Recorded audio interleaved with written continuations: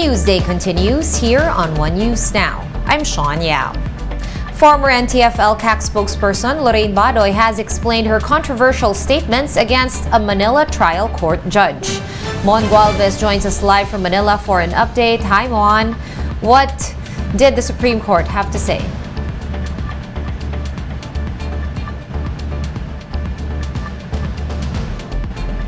Hello, Mon. All right, we'll try to fix that link to Mon Gualvez. For now, let's move on now to Justice Secretary Boying Remulla denying claims of shrinking civic and media spaces in the Philippines. Speaking before members of the United Nations Human Rights Council in Switzerland, Remulla said that the Philippines has no state policy to intimidate human rights defenders and media workers. He added that the Filipinos' freedom of expression and right to peaceful assembly remain protected. The Philippines ranked 7th in the 2021 World Impunity Index by the Committee to Protect Journalists. We will be back with more stories after this quick break. Keep it here on One News.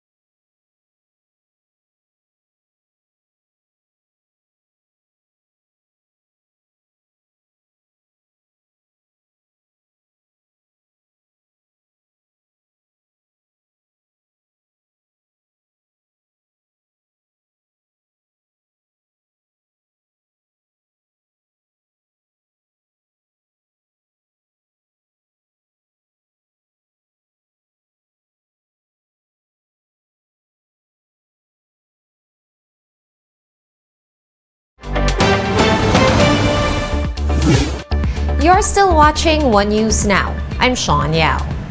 Former NTF-LCAC spokesperson Lorraine Badoy has responded to the controversial statements she made against a Manila trial court judge.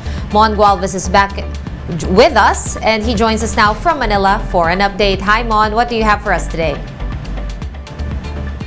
Sean, an infringement of the right to free speech. That's how former Badoy's camp described the complaints in their petition before the Supreme Court to set aside the show cause order against her.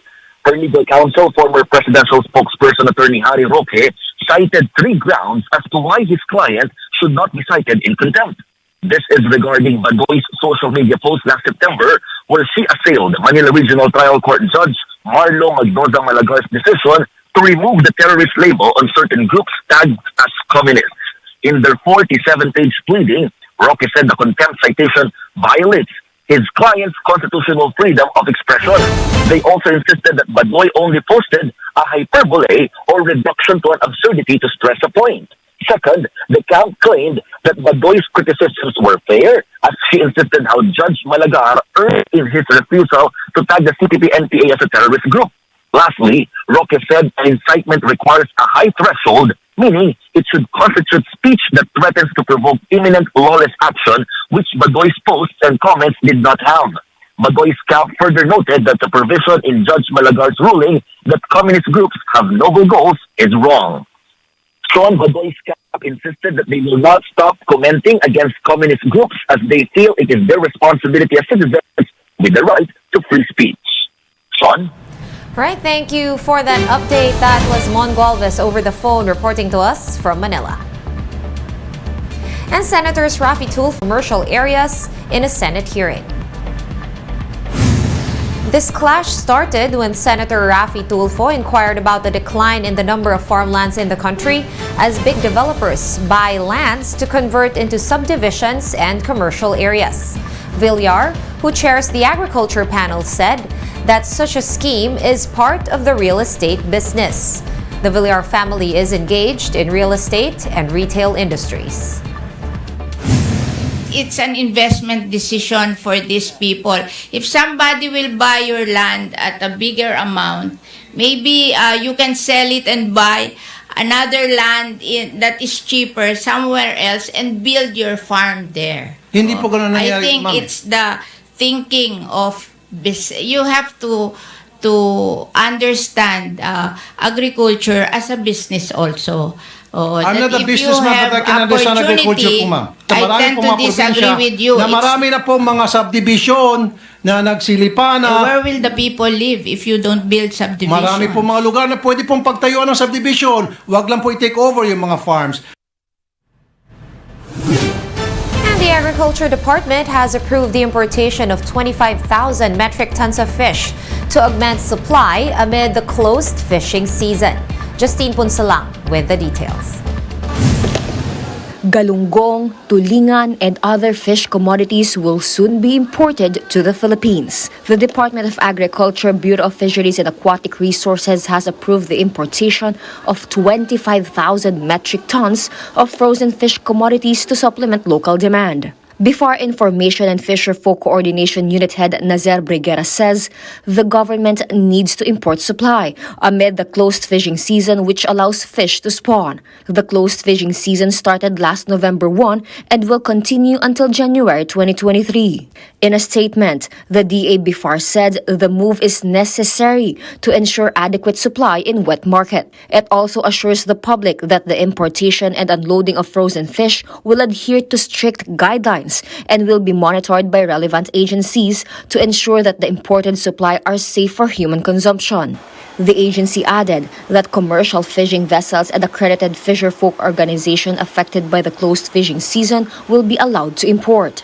President Bongbong Marcos has earlier said that importing fish in the Philippines is unacceptable. But the BIFAR notes this is only a temporary measure. In an interview with Business World Live, Samahang Industriya ng Agrikultura President Rosendo So expressed support for the importation. So far, if we see the record last year, the month of October, we imported around 69,000 metric tons, and of course, October is around November is around 40, and December is 42.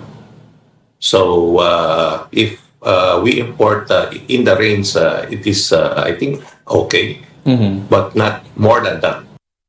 But So also said that there is a need to make bigger local fishing boats to improve the catch of local fisherfolk. Our fisherman has a small boat, so they could not go to other places, no? Farther places. So maybe we have to give them more bigger fishing boat so that they could go out what the other is doing. So what we could do is help our local fisher folks. For News 5, Justine Punsalang, we are One News.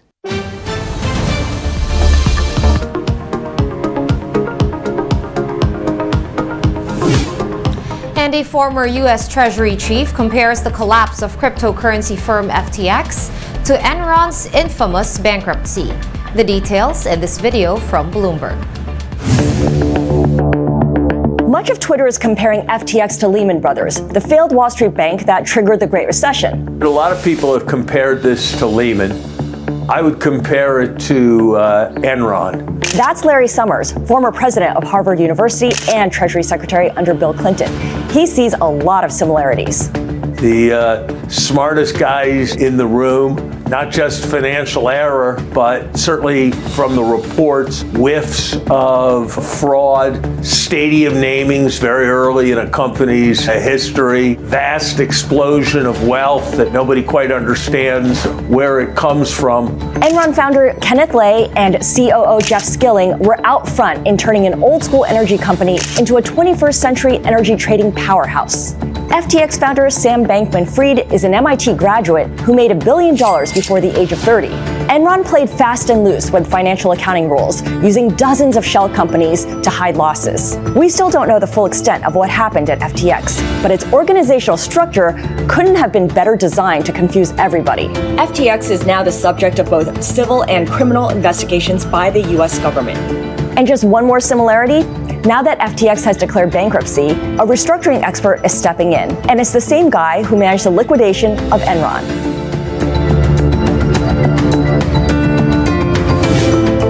And for more updates, visit News 5, The Philippines Star, and Business World online. Visit our website, onenews.ph, for more in-depth analysis. You can also catch One News on Signal Play. Register for a free account at www.signalplay.com and stream One News Live anytime, anywhere. I am Sean Yao. We are One News.